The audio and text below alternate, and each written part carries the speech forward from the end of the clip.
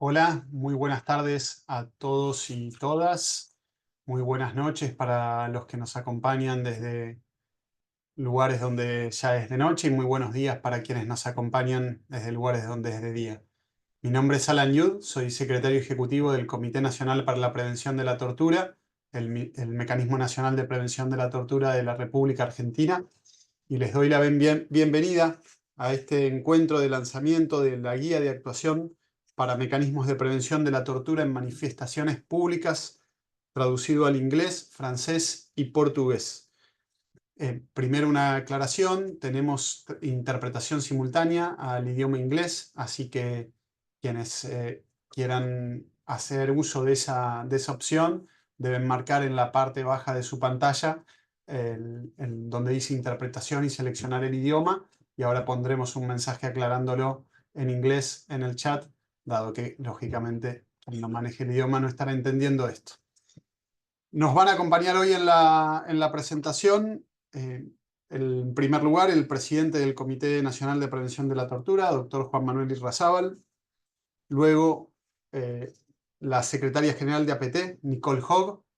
organización con la cual hemos efectuado esta traducción. La relatora especial de Naciones Unidas sobre los derechos de libertad de reunión pacífica y de asociación, Gina Romero. El jefe del equipo de las Américas del Subcomité para la Prevención de la Tortura de Naciones Unidas, Marco Feoli. Y finalmente ofreceremos también la palabra a Bárbara Bernat, ex secretaria general de APT y actual miembro también del Subcomité de Prevención de la Tortura. Concluidas esas presentaciones, vamos a abrir un espacio de alrededor de 15 minutos para intercambio de preguntas y respuestas con el público, con quienes están participando como asistentes. Y para concluir, justamente resaltar que tenemos inscripciones de todos los continentes, casi 400 personas se han inscrito para participar de esta presentación. Hay más de 50 países representados, tanto por miembros de mecanismos nacionales de prevención o de organizaciones sociales o otras instituciones públicas interesadas en la prevención de la tortura. Así que les vamos a solicitar, por una cuestión de orden, que utilicen la opción de preguntas y respuestas que está también en la parte baja de su pantalla para quienes quieran ir haciendo comentarios para o preguntas para ser leídos al finalizar las exposiciones. Seleccionaremos algunos. Sin más, entonces, damos inicio ya a las presentaciones. Cedo la palabra entonces al presidente del Comité Nacional de Prevención de la Tortura, el Mecanismo Nacional de Prevención de Argentina, el doctor Juan Manuel Irrazábal. Gracias, Alan. Buenas tardes a todos y a todas. Buenas noches, en donde corresponda. Es un verdadero placer para nosotros ver la importancia que tiene esta convocatoria, el compromiso demostrado por la gran participación de representantes de distintos países, de distintos continentes, en una materia y una problemática que nos comprende a todos, nos involucra a todos y nos inspira a hacer esfuerzos conjuntos para estar a la altura de las circunstancias que el tiempo de este mundo nos impone. Quiero agradecer también yo a Nicole, a Marco, a Bárbara, a Gina, por su presencia en este encuentro, por acudir a esta convocatoria como panelistas, especialmente en el caso de Gina y Bárbara, decirles que enriquecieron con sus aportes el prólogo de nuestra guía y fundamentalmente a APT, que desde un primer momento de constitución de este mecanismo nacional trabajó a la par con cada uno de nosotros, tanto en capacitaciones como actualizaciones, intercambio de información y todo lo que conlleve a mejorar nuestra actuación. En este caso, quiero decir que estamos presentando un protocolo de actuación que se conformó en la República Argentina, que es un país federal, para integrar, unificar y fortalecer a todos los mecanismos locales y al mecanismo nacional en lineamientos de acción compartida a la hora de ejercer sus funciones en nuevos escenarios. Ustedes saben que las complejidades y las demandas de un mandato tan exigente como los que tenemos que cumplir con la obligación de prevenir torturas, tratos crueles, inhumanos, degradantes en lugares de encierro, permanentemente se ve tensionada por situaciones nuevas, por situaciones apremiantes y por situaciones que tienen que ver con urgencias del momento. En la República Argentina nosotros veníamos monitoreando distintos episodios de protesta social, de protestas pacíficas, de manifestaciones públicas, y en algún momento, con la sanción de un protocolo que popularmente fue conocido en la Argentina como antipiquetes, que extrema las condiciones, los requisitos y cercena en muchos casos la participación pública en espacios públicos para la manifestación pacífica, para el derecho de reunión, y además habilita novedosamente con nuevas facultades y protocolos de actuación a las fuerzas de seguridad, generó un marco de conflictividad creciente en la calle en la República Argentina. Eso nos llevó a extremar los esfuerzos de fiscalización, monitoreo y seguimiento de cada una de las marchas, fundamentalmente en la capital federal, en el centro en donde repercuten con mayor rigor las consecuencias de aplicación y vigencia de este protocolo. En ese caso monitoreamos las marchas trabajando en conjunto con organismos hermanos de provincia de Buenos Aires y de la capital federal, y necesitábamos ir mejorando y haciendo más eficiente nuestro accionar porque veíamos que era muy difícil el control de las marchas en condiciones muy nuevas. Nuestro equipo en la calle todo el tiempo tuvo que ir mejorando sus capacidades, sus habilidades, y todo el tiempo tuvo que ir mejorando la capacidad de articulación con otros organismos, como la Defensoría de la Ciudad de Buenos Aires y otros organismos de defensa de los derechos humanos. Y en algún momento nos vimos en la necesidad de unificar en un protocolo de actuación que se creó al albor o al calor de la experiencia en la calle, de la experiencia en el territorio, de nuestros equipos de trabajo y nosotros mismos como comisionadas y comisionados, que unifique, integre, dé consistencia y dé cohesión a la actuación de todos los mecanismos locales, inicialmente en la República Argentina, porque creemos que así como conformamos en su momento protocolos de actuación para monitorear y fiscalizar e inspeccionar lugares de encierro,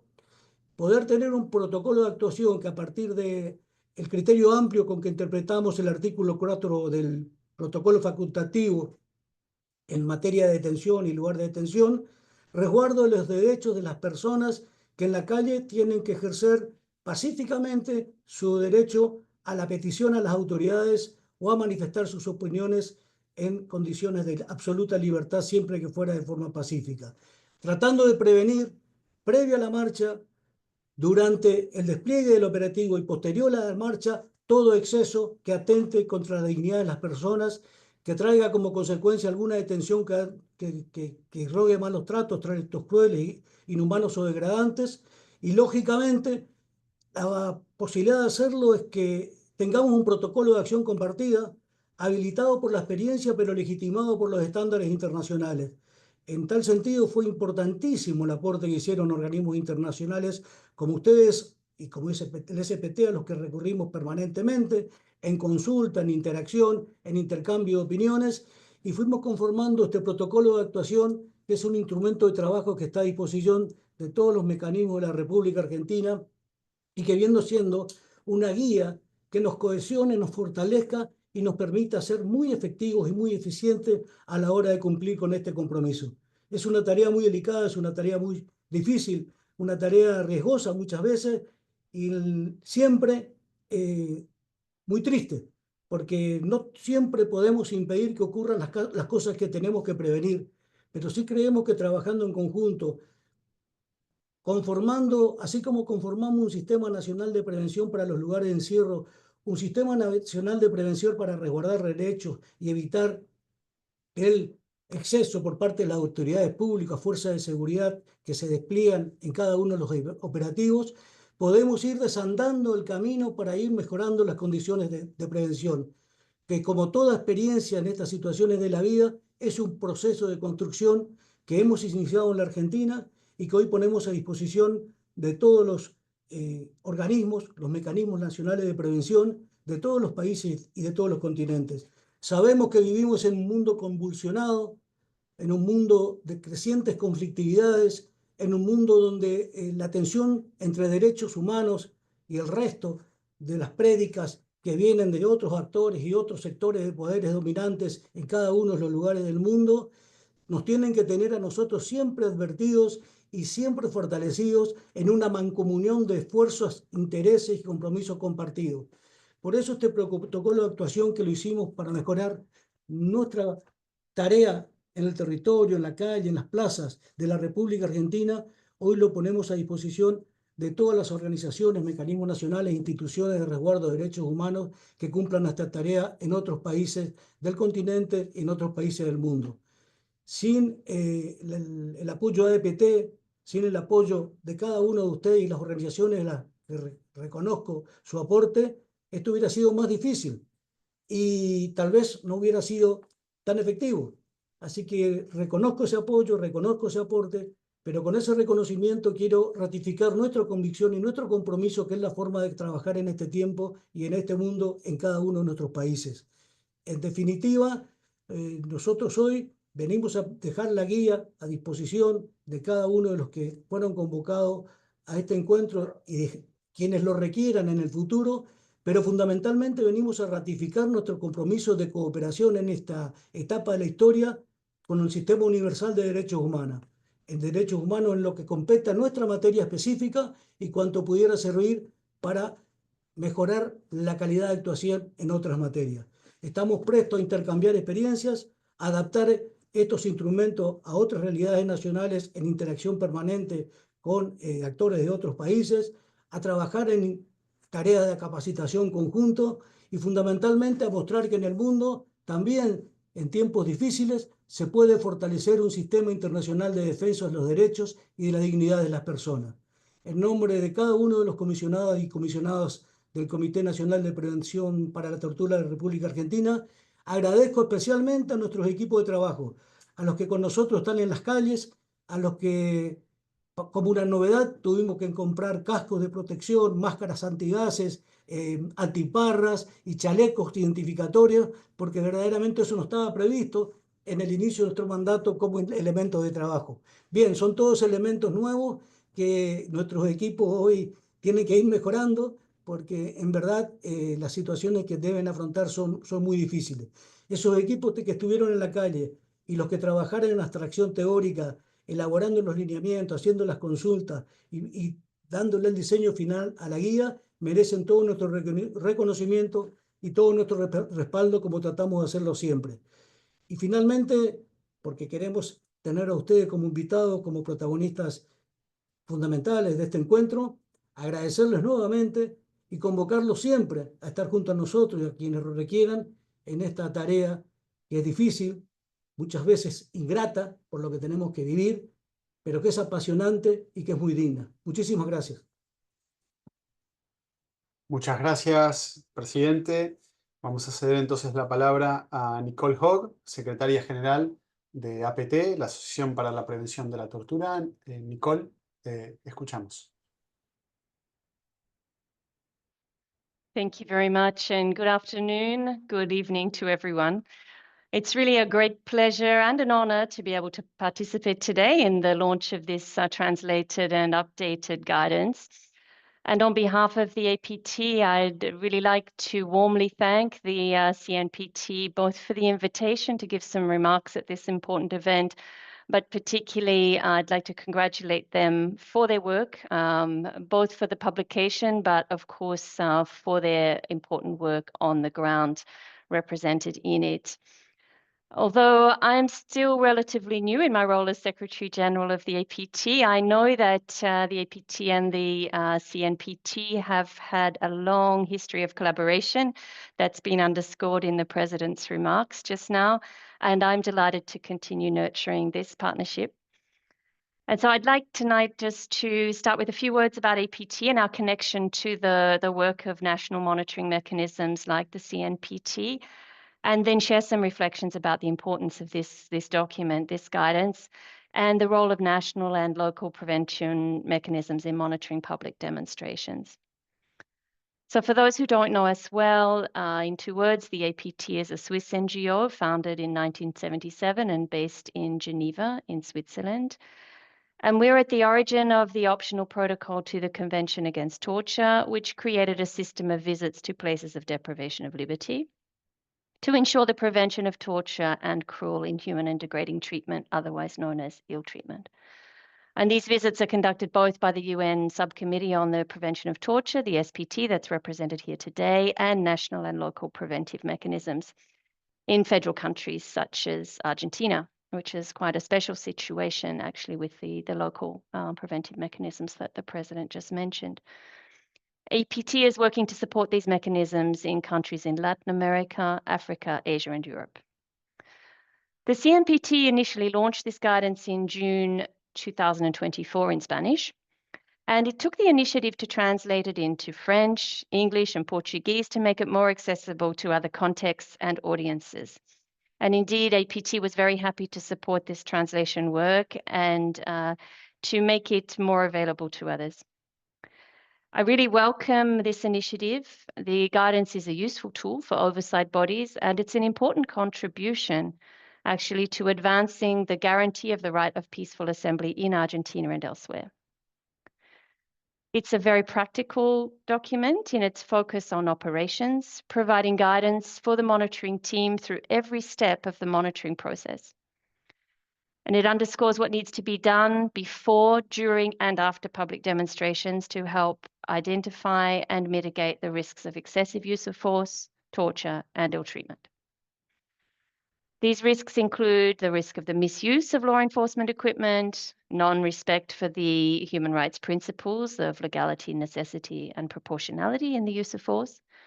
And the monitoring of protests also facilitates the work of oversight bodies in following up on the treatment of people arrested during demonstrations,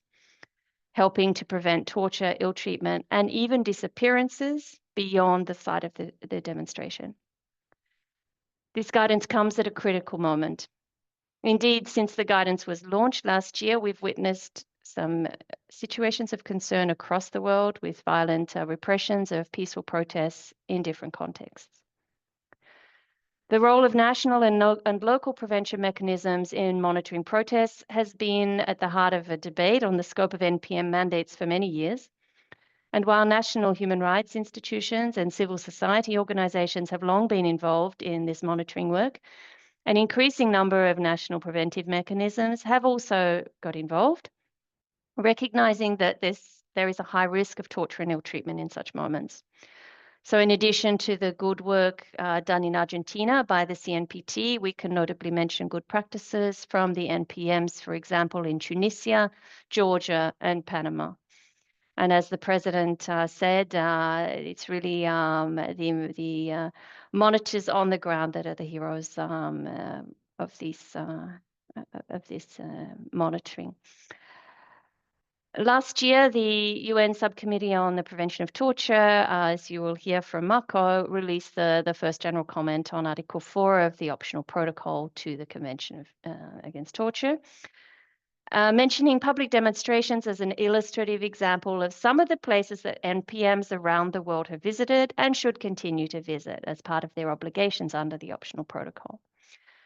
And in our contribution to the general comment, the APT mentioned the importance of including situations that are not strictly deprivation of liberty, but are situations of risk, such as these, the monitoring of demonstrations. The guidance is also a helpful complement to the UN Model Protocol for law enforcement officials to promote and protect human rights in the context of peaceful protests, which we're going to hear more about in a few moments from Ms. Gina Romero. So to finish, I'd just like to mention that some NPMs around the world have expressed an interest in engaging more closely with the CMPT to learn from their methodology and to hear about their experiences monitoring protests. And we'd be happy at APT to host a discussion and facilitate these exchanges between the NPM of Argentina and other NPMs in different contexts in the coming months, if that would be helpful. So congratulations again, and I wish you a productive event and obviously fruitful discussions this evening. Thank you.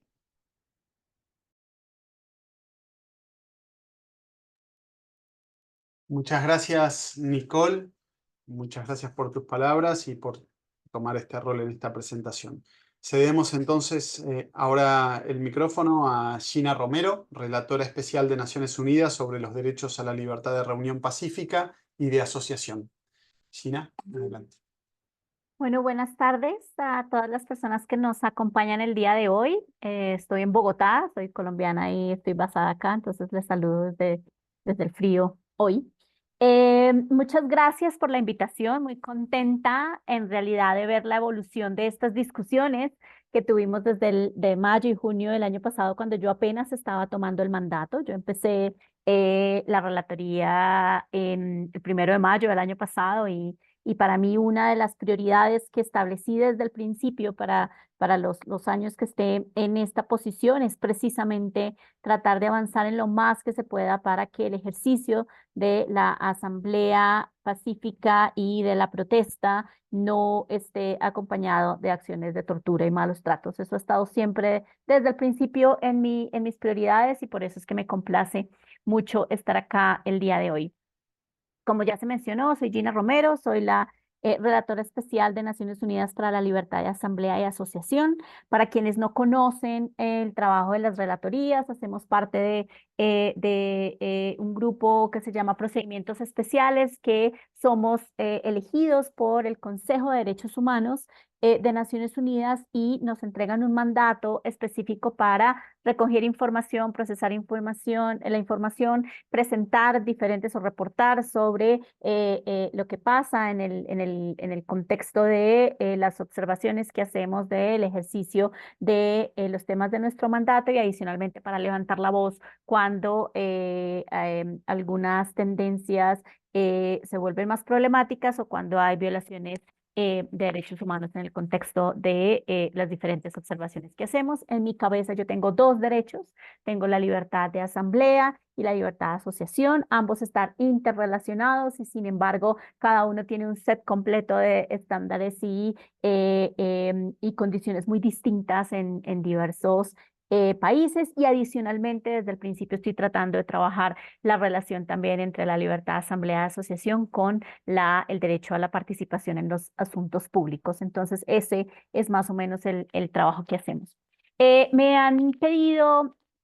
hablar sobre las tendencias y retos que afecta el ejercicio de la libertad de asamblea pacífica en el mundo. Entonces, eso es lo que voy a hacer. Voy a señalar cuáles son los retos que veo más em, relevantes en este momento y más visibles y evidentes en el trabajo que tengo dentro del mandato global que me ha sido entregado por el Consejo de Derechos Humanos. Y el primer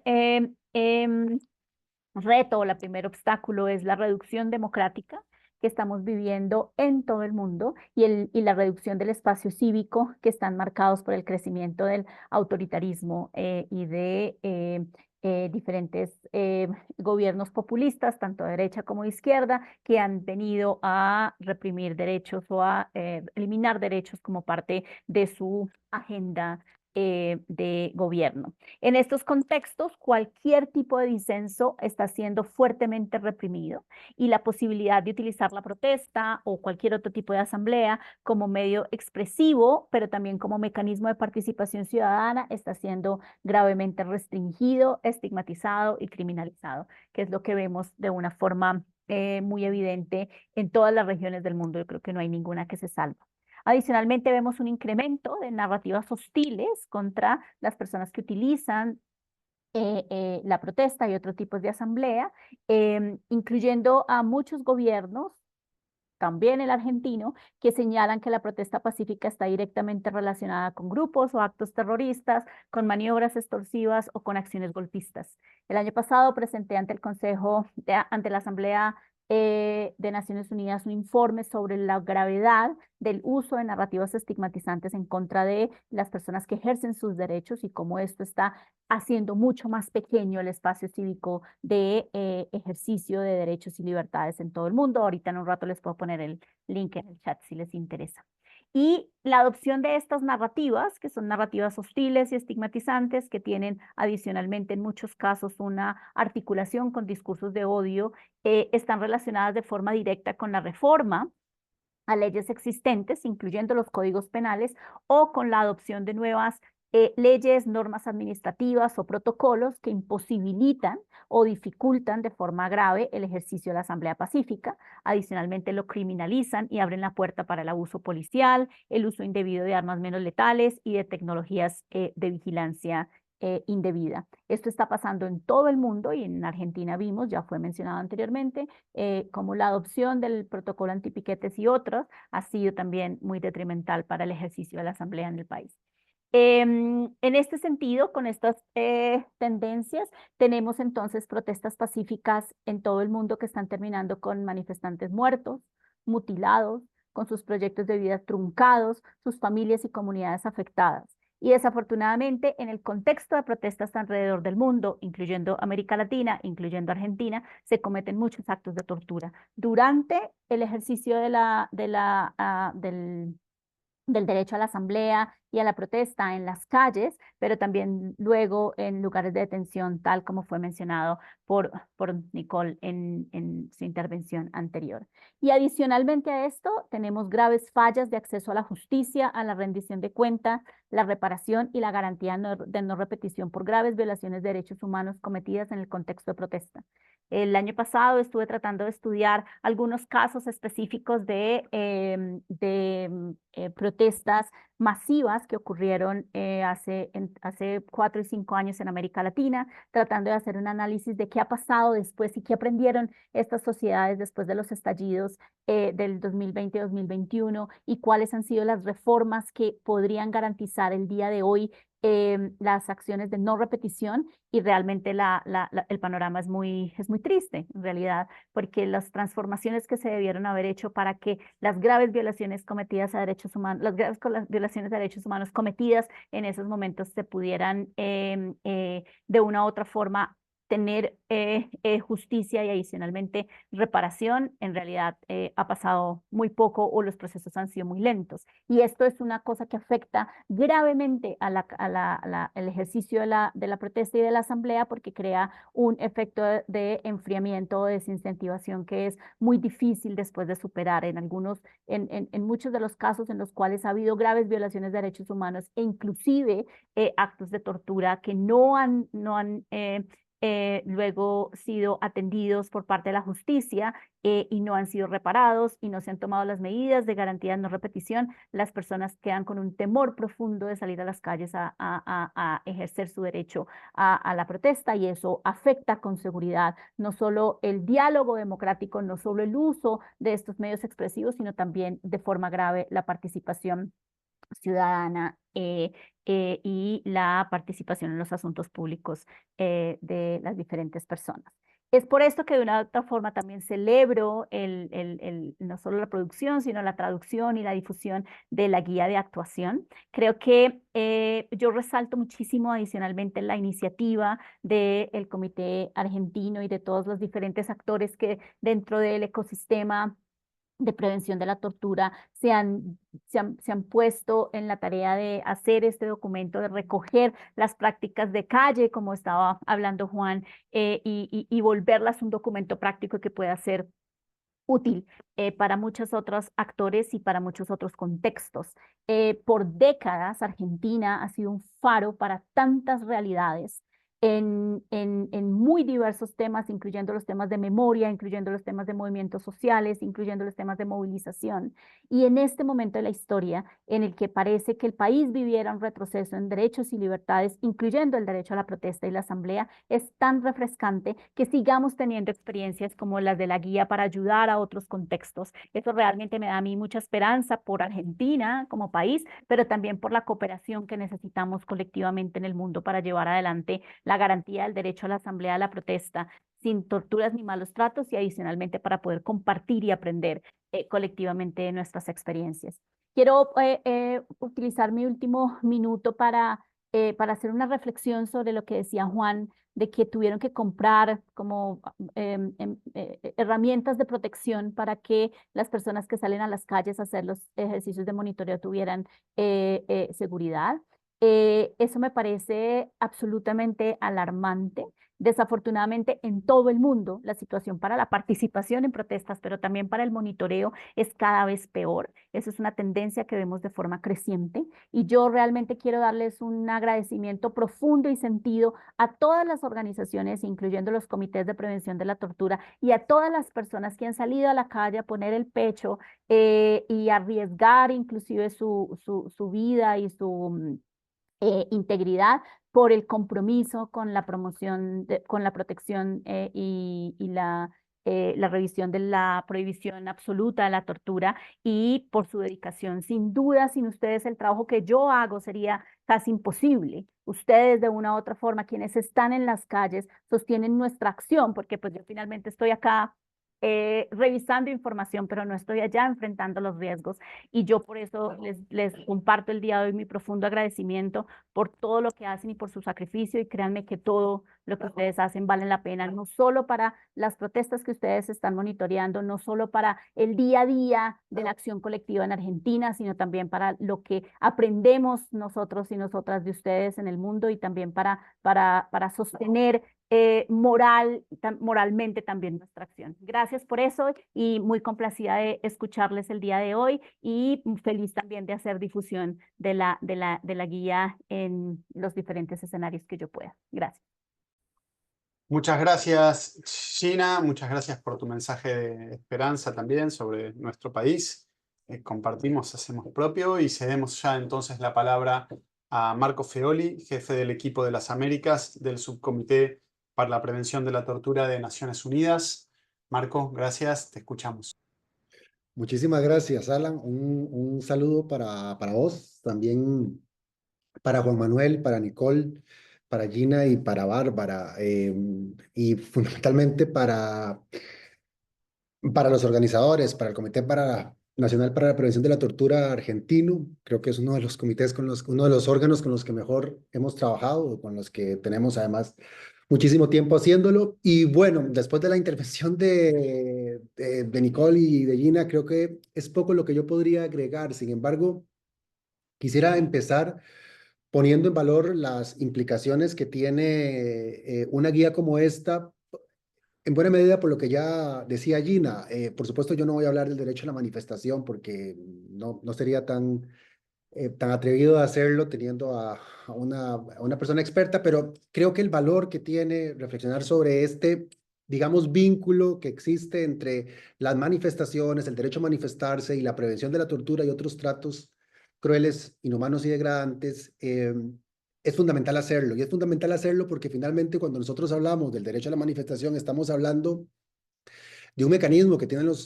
que tienen los ciudadanos para poder fortalecer nuestros regímenes democráticos. Es que es gracias a la manifestación, es gracias a la expresión, digamos, de los diferentes intereses y de las diferentes demandas que se hacen a través de este derecho que también se fortalecen los regímenes democráticos. Por eso es que en el contexto actual es tan importante plantear iniciativas como estas. Y creo que además por eso es tan importante hacerlo desde un país que creo que ha tenido siempre una tradición, digamos, de movilización y de manifestación pública que tampoco podemos dejar de lado porque creo que además es muy simbólica del valor que tiene hacer esta presentación justamente organizada y promovida por Argentina. Creo, y hablo desde la lógica latinoamericana, que es de la cual puedo hablar con mayor propiedad, que nuestros países atraviesan una, digamos, situación de, si no podemos llamar de retroceso democrático, por lo menos de un claro riesgo para nuestras democracias. Cada día es más habitual y más tentador para ciertos gobiernos la utilización de mecanismos que parecían excepcionales, como justamente los regímenes de excepción. Parece que en todas las agendas electorales hoy están presentes este tipo de iniciativas que finalmente lo que intentan es limitar los derechos y un derecho tan importante como el derecho a la manifestación. Entonces, yo creo que en este contexto, sobre todo para nuestros países latinoamericanos, es esencial contar con herramientas para poder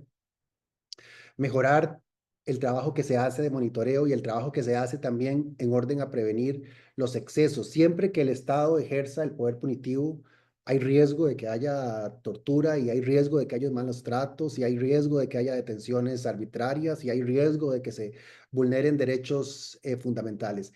Y siempre que el Estado tenga la posibilidad de ejercer ese ius puniendi, como decimos los abogados, existe el riesgo de que se cometan excesos. Y por eso es tan importante que haya órganos como los que ustedes representan, que al final de cuentas son los que hacen el trabajo difícil. Ustedes son nuestros principales interlocutores, los mecanismos nacionales para la prevención de la tortura, porque son ustedes finalmente los que hacen el trabajo de campo y el trabajo más importante. Entonces, creo que por delante hay que poner el valor que tiene una iniciativa como esta, y yo quisiera también ligarla al trabajo que hemos hecho en el Subcomité para la Prevención de la Tortura a través del primer comentario general que se hizo, que fue presentado el año pasado y que fue el resultado de muchos meses y muchos años de trabajo, porque a veces en Naciones Unidas las cosas van muchísimo más lento de lo que uno quisiera, y esto créanme que es muy frustrante, pero bueno, es lo que hay y seguramente hay que cambiarlo, pero mientras se logran esos cambios hay que tratar de avanzar en lo que podamos. Y creo que en ese sentido la presentación que hacen ustedes hoy se inscribe perfectamente, además, en el contenido que tiene el comentario general, es decir, esta doctrina que presenta el Subcomité para la Prevención de la Tortura sobre la definición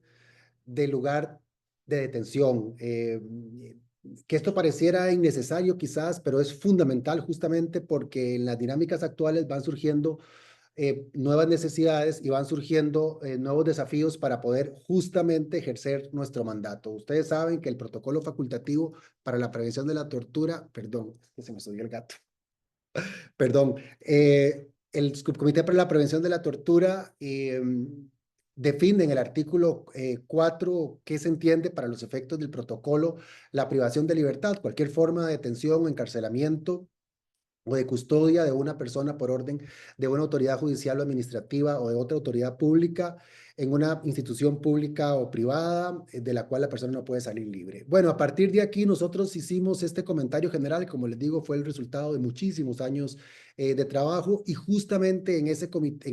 comentario general, en primer lugar, se hace una descripción de cómo los diferentes órganos y esencialmente los órganos de tratado de derechos humanos de Naciones Unidas ha intentado históricamente hacer una interpretación lo más amplia posible del concepto de privación de libertad. Seguramente hace unos 30 años, hace 40 años, cuando no existía el protocolo, nadie pensaba en este tipo, digamos, de detención que hay ahora a través, digamos, de mecanismos electrónicos. Nadie se hubiera planteado hace 40 años que podría existir este tipo de prisión electrónica que existe hoy en muchos países, para poner un ejemplo. Bueno, esto hoy en el 2025 es una práctica en muchos países que obliga justamente a que nosotros podemos ampliar el foco e incluir allí una serie de supuestos de hecho que seguramente no estuvieron considerados hace unos años atrás. Pero pasa también que en un contexto como este, y además lo dice expresamente el protocolo facultativo, perdón, el comentario general, que me voy a permitir leer muy rápidamente. Cuando hacemos una lista de qué lugares se pueden entender como lugares de privación de libertad, se habla de aquellos que son más comunes: cárceles de adultos, centros de prisión preventiva, centros de internamiento de menores o socioeducativos, unidades de policía, centros de internamiento y expulsión de migrantes, hoteles para enfermos por ejemplo, de pandemias, y otros lugares oficiales de cuarentena y aislamientos obligatorios o de confinamiento domiciliario, centros de rehabilitación y tratamiento para personas con trastornos por consumo de drogas, academias de policía, centros de detención de los servicios de seguridad del Estado, internados y escuelas religiosas, manifestaciones públicas y cualquier reunión en la que se lleven a cabo o se puedan llevar a cabo prácticas policiales. Es decir, a pesar de lo difícil que es poder hacer en un comentario general o en un documento de esta naturaleza, de lo difícil que es definir, digamos, todos los lugares posibles, creo que expresamente ya el subcomité ha incorporado la posibilidad de que a través de manifestaciones públicas los estados puedan vulnerar derechos, limitar derechos y limitar la puedan limitar la libertad de movimiento de las personas. Con lo cual, y con esto voy cerrando para no extenderme más, creo que la iniciativa que hacen ustedes encaja perfectamente y extraordinariamente además en la visión del subcomité. Y ojalá que esto, aparte de la presentación de hoy, sea también un instrumento que pueda ser útil para no solamente las personas que hacen monitoreos y que se han conectado al día de hoy de otras regiones del mundo, pero yo quisiera insistir en la importancia que tiene para América Latina seguir creando documentos como estos que faciliten, que ayuden a documentar, que nos permitan, por ejemplo, en el documento ustedes hablan de la importancia de dar seguimiento a los procesos judiciales, que yo no digo, porque este siempre es un debate interno sobre qué es prevención y qué no es prevención, sobre todo en países con tantos desafíos como los nuestros. Ese límite, ¿verdad? Muchas veces pareciera borroso, pero creo que es importante visibilizar también todas estas otras formas en las cuales también nosotros contribuimos a prevenir los excesos por parte del Estado. Es decir, yo creo, por ejemplo, que dar seguimiento a qué pasa con los procesos judiciales, cuál es el resultado de los procesos judiciales, es un elemento que también, viéndolo desde una perspectiva más orgánica, ayuda a que los estados se sientan mucho más obligados, no solamente a dar cuentas, sino también a entender que están siendo fiscalizados por diferentes instancias. Entonces, bueno, mi enhorabuena por este trabajo, mi enhorabuena por esta iniciativa, mi agradecimiento porque ustedes con esto se ayudan ustedes desde luego porque tienen unos desafíos enormes, no me voy a meter yo en eso ahora, pero creo que todos conocemos lo que pasa en Argentina y los desafíos que tienen en este momento y lo que ha pasado con protestas y manifestaciones en los últimos meses, en los últimos 2 años. Y por tanto creo que esto es absolutamente pertinente para ustedes, pero también para el resto de nuestros países. Entonces, agradecerles en nombre del subcomité, agradecerles en nombre del equipo de las Américas y por supuesto también agradecer, y con esto ya cierro, el acompañamiento que siempre hace nuestro aliado estrella seguramente en todo esto que es APT. Muchísimas gracias a Nicole y por supuesto muchísimas gracias a mi ahora compañera, mi querida compañera Bárbara, por todo el trabajo que ustedes han hecho con esto, por estar siempre presentes en patrocinar, en impulsar estas iniciativas que créanme que en países como los nuestros, con tantos problemas, con tantos desafíos, es un bálsamo para todo lo que tenemos que hacer y yo creo que es un estímulo también para quienes están en el terreno poniéndole el pecho literalmente muchas veces a las balas para que podamos seguir construyendo y podamos seguir aspirando a que las sociedades latinoamericanas sean algún día verdaderas democracias en las cuales los derechos fundamentales, todos estos de los que hemos hablado hoy, no sean una aspiración, sino que sean de verdad una conquista para los ciudadanos y para las ciudadanas. Así que de mi parte, muchísimas gracias. Yo espero que podamos darle muchísima difusión a esto y espero que el subcomité asuma también desde el Grupo de las Américas la responsabilidad de poder socializar esto para que pueda ser útil en la mayoría de los países o en los países que tienen dificultades similares, que son básicamente todos. De verdad, muchísimas gracias por la invitación y muchísima suerte con todo lo que ustedes hacen. Muchas gracias, Marco, por tu presentación y también por el mensaje, el compromiso que has anunciado aquí al final. Entonces, ya lo decía Marco, Bárbara Bernat, y lo decíamos al principio, es exsecretaria general de APT, fue con quien comenzamos a dialogar por estas traducciones a los 3 idiomas y actualmente es miembro del Subcomité para la Prevención de la Tortura de Naciones Unidas y la hemos invitado también a que participe obviamente de esta presentación, nos diga unas palabras. Bárbara, adelante, por favor. Muchas gracias, Alan. Es un placer verdaderamente estar aquí hoy para el lanzamiento de la guía de actuación para mecanismos nacionales de prevención y el monitoreo de manifestaciones públicas. Y no quería tomar la palabra al principio, quería solo participar como participante y siempre es un placer de ver cuando un proyecto ya se realiza, pero es una oportunidad para agradecer a los organizadores, a la APT, al CNPT y a los mecanismos locales por la traducción y ahora el lanzamiento de esa guía en los 4 idiomas. Creo que participé en el lanzamiento de la primera versión, como lo mencionó Nicole y Alan, en junio del año pasado. y creo que como APT antes y como SPT ahora, creo que es muy importante apoyar a iniciativas locales y difundir buenas prácticas de mecanismos locales em, para que se comparte con los otros mecanismos del mundo, porque esa guía es una herramienta muy práctica, muy útil para cualquier mecanismo nacional de prevención que en su contexto enfrente a riesgos de tortura, malos tratos durante manifestaciones. Es una guía práctica y útil que les ayuda a organizarse y a conducir el monitoreo antes, durante y después de las protestas y cuando hicimos cuando ustedes hicieron el lanzamiento el año pasado, no había la observación general que ahora presentó Marco, pero eso da un cuadro jurídico, un cuadro interpretativo muy útil es la guía, entonces es además más útil ahora que antes porque hay este cuadro, hay este apoyo del SPT. Entonces, gracias, no más. Gracias al APT, gracias al CNPT, ahora tenemos esa guía en 4 idiomas, en francés, en portugués, en inglés, claro, en español, y vamos a difundirla en el SPT, en las otras regiones y a todos los mecanismos porque es una guía muy útil. Entonces, gracias y thank you. Muchas gracias, Bárbara. Bueno, tenemos un espacio para intercambio, ya sea entre quienes han expuesto como con el público a través de preguntas y respuestas. Se han sumado para este intercambio los comisionados y comisionadas del Comité Nacional, Rocío Alconada Alfonsín, se están sumando también Josefina Ignacio, Gustavo Palmieri y también nos acompaña Natalia Gabellini, que representa al Consejo Federal de Mecanismos Locales en el CNPT.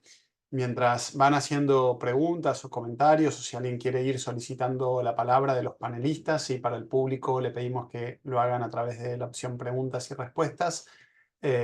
Aprovecho para anunciar que quienes quieran ver los informes de monitoreos ya realizados pueden ingresar a la web del CNPT, a la sección informes temáticos. Hay varios informes allí de este tipo de monitoreos. El último es de una represión que tuvo lugar a mediados del año pasado, y hay otros que fueron presentados a las autoridades recientemente, que están en su periodo de confidencialidad y esperamos publicar próximamente, en los próximos días, sobre hechos que ocurrieron este año también bastante graves y que, bueno, llevaron a una situación crítica de salud a un reportero gráfico. Circunstancia que también hemos monitoreado. Voy a dejar aquí en el chat el link a la sección y, bueno, lógicamente estos informes sí están en español, no los hemos traducido, pero también hoy es fácil con algunas herramientas informáticas comprenderlos en otros idiomas. Vamos a pasar a leer entonces las preguntas y comentarios. Hay un comentario de la Secretaría de Seguridad de Catamarca que felicita por este lanzamiento y si consulta si se puede acceder a la guía o si la podríamos compartir. Claro, está puesto el link en el chat aquí al principio y en la web del comité, Emiliano. Un comentario también de Damián, que pregunta por el surgimiento del comité y con qué organismo se puede trabajar. El comité, como fue mencionado al principio, es un organismo que surge en cumplimiento del protocolo facultativo de la Convención de la Tortura de Naciones Unidas, y trabajamos con organismos públicos de todo el país. Damián, están nuestros medios de contacto si luego quieres tomar contacto con nosotros. Y voy a trasladar una pregunta de María Elizabeth Caballero, si alguno de los comisionadas quiere dar respuesta. Pregunta cómo se compatibiliza el trabajo del comité contra la tortura y el lenguaje violento y amenazador que surge desde el propio Poder Ejecutivo, y hace referencia al carácter inconstitucional del protocolo antipiquetes. Rocío, Juan, si alguno quiere dar respuesta, contando un poco, Gustavo, Josefina, de cómo trabajamos compatibilizando con el discurso del gobierno.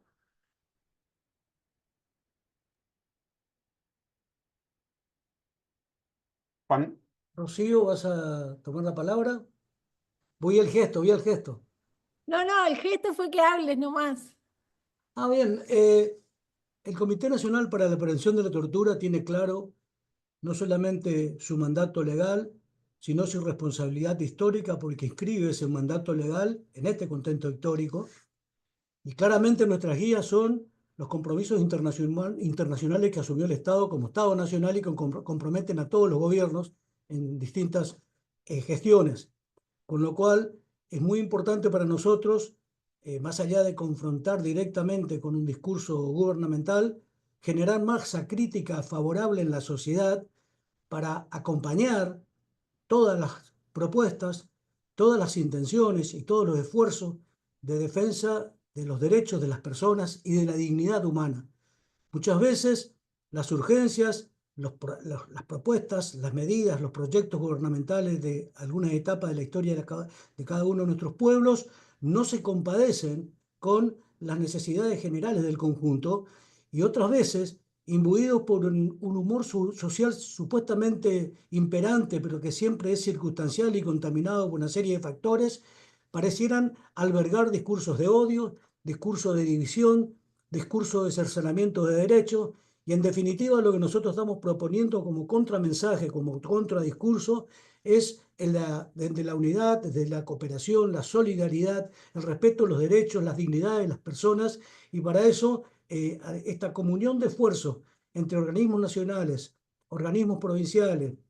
y sistemas nacionales de prevención y un sistema internacional de prevención es fundamental, que se nutre de la acción pero se nutre también de una doctrina histórica que no debe ser desviada, de valores que no deben ser superados y de experiencias que nos marcan el camino, no solamente las propias, sino de las precedentes que fueron los que determinaron en el mundo y en nuestra región que existan políticas de derechos humanos, organismos de derechos humanos y fundamentalmente compromiso con los derechos humanos. O sea, hoy más que nunca tenemos que poner en valor, jerarquizar los derechos humanos que parecería por parte de determinados sectores necesitan ser subvaluados para ejercer determinadas políticas dominantes. Con lo cual, ser muy claros en el mensaje social, en interpelar a la sociedad, en interpelar a los distintos actores sociales, en interpelar a lo mejor de la conciencia histórica de cada una de nuestras sociedades, porque se mantuvieron en el tiempo las instituciones señeras que teníamos que mantener en el tiempo para mantenernos dignos como sociedades, soportando los embates circunstanciales de la historia en donde parecieran estar en jaque o estar en peligro. Nosotros tenemos que trabajar en contacto con nuestras sociedades, con los distintos actores y los distintos sectores, no solo los que tenemos que resguardar o intentar proteger, sino los que tenemos que sumar como aliados, porque en definitiva lo que protegemos es la dignidad de la sociedad en su conjunto. Rocío sabe que hace poco me tocó hablar en el Superior Tribunal de la provincia de Córdoba, le decía a los señores magistrados del Superior Tribunal que en los lugares de encierro, como en los lugares en donde las sociedades no muestran lo que pasa, ocurren las peores cosas. Pues bien, ahí tenemos que estar nosotros, para que dejen de ocurrir esas peores cosas, que también ocurren en la calle, cuando hay despliegue inusitado de la fuerza, cuando hay despliegue desmedido de armas letales o no letales, ahí tenemos que estar nosotros, porque ahí tenemos que mostrarle a la sociedad qué cosas no tienen que ocurrir, más allá de lo que circunstanciales gobiernos que pasan por el ejercicio del Estado crean en ese momento. Así que todo esto que dijimos hoy, todo esto que estamos haciendo ahora y todo esto que hacemos, sobre todo para contribuir a una cooperación internacional en materia de derechos humanos en los desafíos de este tiempo, tienen que ver con involucrar a nuestras propias sociedades de cada uno de nuestros países y contagiarlas de este mensaje, de esta prédica y de estos objetivos. Gracias, Juan. Bueno, estamos tratando de solucionar, ya nos han advertido que los mensajes que pusimos en el chat no lo está viendo el público para que puedan tener los links todos, a la brevedad lo haremos. Voy a tomar una pregunta de Filipinas, ¿sí? Tratando de traducirla de la manera más fiel y de todas maneras la interpretación también está disponible en inglés, que pregunta cómo los mecanismos de prevención de la tortura pueden ser fortalecidos para asegurar la protección de las personas que participan en manifestaciones pacíficas y otro tipo de reuniones, especialmente a la luz de la falta de permiso o no autorización de manifestaciones. En este caso hace referencia a la práctica de la policía de Filipinas, que frecuentemente ha conducido a que los manifestantes sean dispersados y sean arrestados, a veces involucrando el uso excesivo de la fuerza por parte de las autoridades. La pregunta Sherbert Briola, asumo desde Filipinas. Si alguno de los presentes conectados quiere hacer una devolución de esta pregunta, sí, puede habilitar su micrófono. Marco, adelante, por favor. Muy breve, yo creo que en términos del trabajo que hacen los mecanismos en un punto como este, a mí me parece que la principal desafío es lograr que los mecanismos sean independientes. Creo que esta es la clave para poder, respecto al mandato que nosotros tenemos, quizás no tengo claro si todas las personas que están conectadas el día de hoy tienen, digamos, vinculación con el trabajo que hacen los mecanismos y con el trabajo que hacen el subcomité. Créanme que cuando yo tengo 5 años aquí, sigo sin entender muchas cosas de la burocracia de Naciones Unidas y esto uno, bueno, lo va aprendiendo con el tiempo o lo va aceptando con el tiempo, no sé cuál de las dos. Pero lo cierto es que el trabajo que hacemos en los órganos de tratados están bastante definidos, digamos, por un mandato que en el caso de los mecanismos para la prevención de la tortura, digamos, también de alguna manera deriva de alguna manera no, deriva directamente del propio protocolo. Y una de las claves para poder contar con un mecanismo que justamente prevenga la utilización, digamos, de este ius puniendi del Estado para eventualmente cometer violaciones a derechos humanos tan graves como la tortura y otros. Nuestro trabajo está acotado, el trabajo está acotado a hacer, digamos, estas advertencias sobre lo que puede suceder en un Estado y que puede poner en riesgo, digamos, la prevención de la tortura, con lo cual la clave es que podamos tener estructuras institucionales que sean lo suficientemente independientes. Y esto es evidente, yo creo, en la situación actual de América Latina. Es decir, cuando nos damos cuenta que hay poderes ejecutivos y hay movimientos que intentan básicamente apropiarse de todas las instituciones, porque los controles nunca gustan,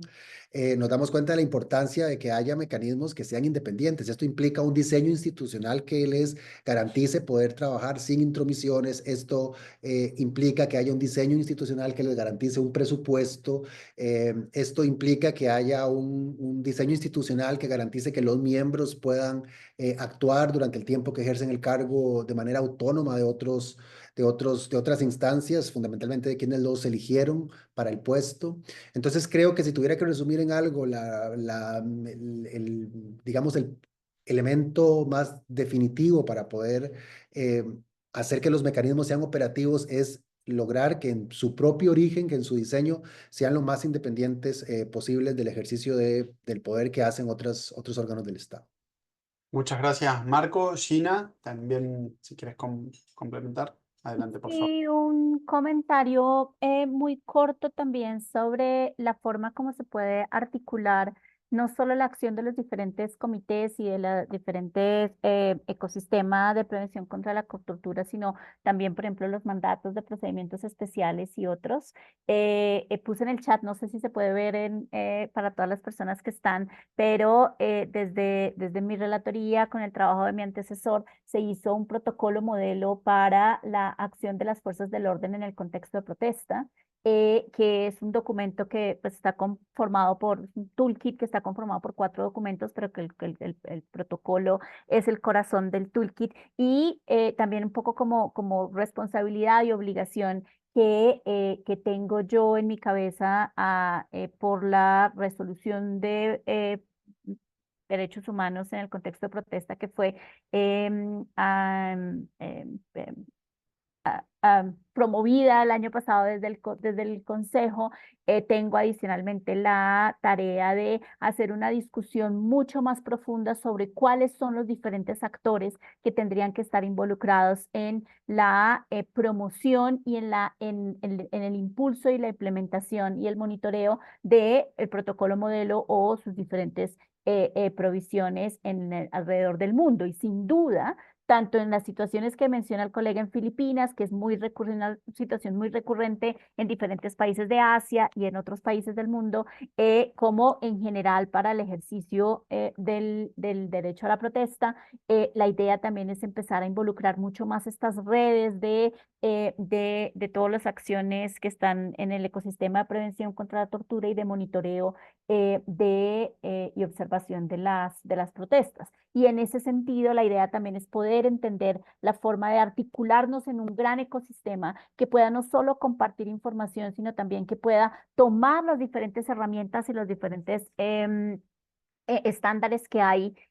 ya dentro del derecho internacional de derechos humanos y más recomendaciones un poco más de soft law, como las que hacemos los relatores y relatoras, para poder también dar más herramientas para el trabajo. Y en ese sentido,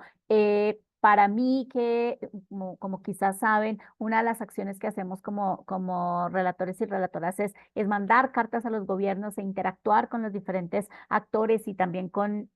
diferentes organismos multilaterales. Toda la información que recibimos de los diferentes em, eh, em, actores que están monitoreando asambleas y monitoreando el ejercicio del derecho es muy importante para nuestro trabajo. Entonces, en ese sentido, inclusive si la observación es difícil o si la observación es imposible, inclusive si en algunos momentos las acciones de vigilancia son complicadas, eso también nos da a nosotros una muestra de cómo el ejercicio de la asamblea está siendo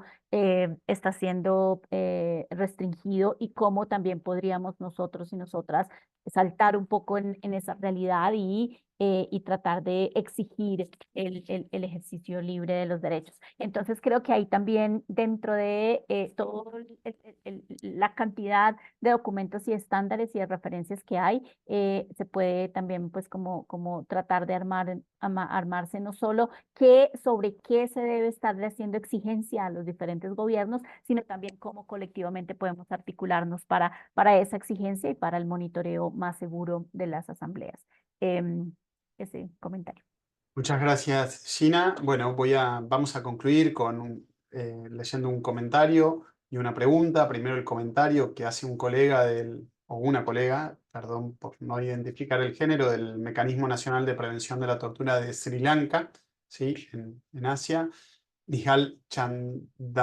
Chandrasiri señala que el rol de los mecanismos nacionales de prevención va más allá de la simple observación y el reporte, que también conlleva la responsabilidad de involucrarse en un sistemático monitoreo, acciones posteriores al monitoreo, que es esencial para asegurar la rendición de cuentas y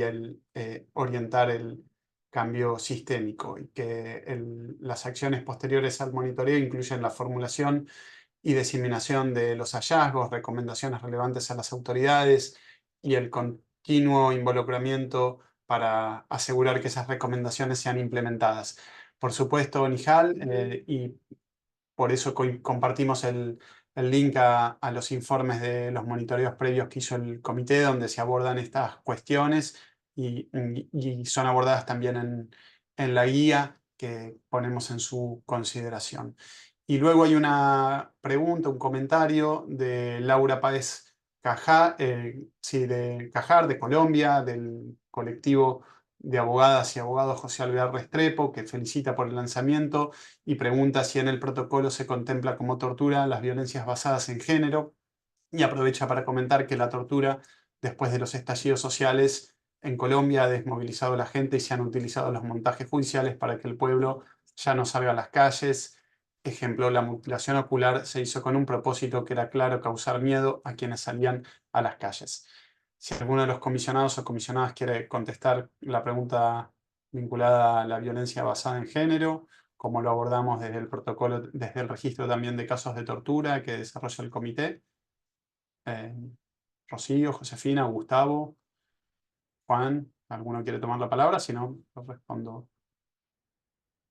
No, si no toma la palabra ningún comisionado para no ser hegemónico, te doy la palabra, Alan, para que te luzca.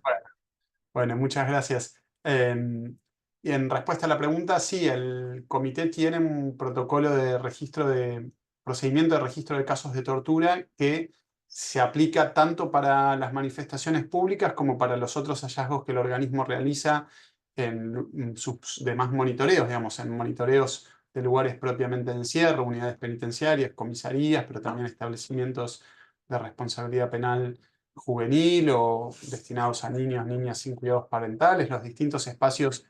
que forman el amplio abanico de la competencia de monitoreo de un mecanismo nacional de prevención acorde al OPCAT. Esos instrumentos tienen un diseño que da cuenta de la especificidad, digamos, de la violencia basada en género y en la guía, en particular en el monitoreo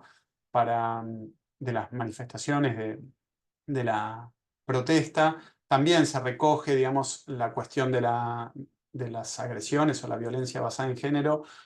También, perdón, se recoge la cuestión de género a la hora de conformar los equipos de monitoreo. Por ejemplo, algo que ha suscitado un debate, cuento sin violar ninguna confidencialidad, en el organismo ha sido los monitoreos de las manifestaciones en ocasión de la marcha de mujeres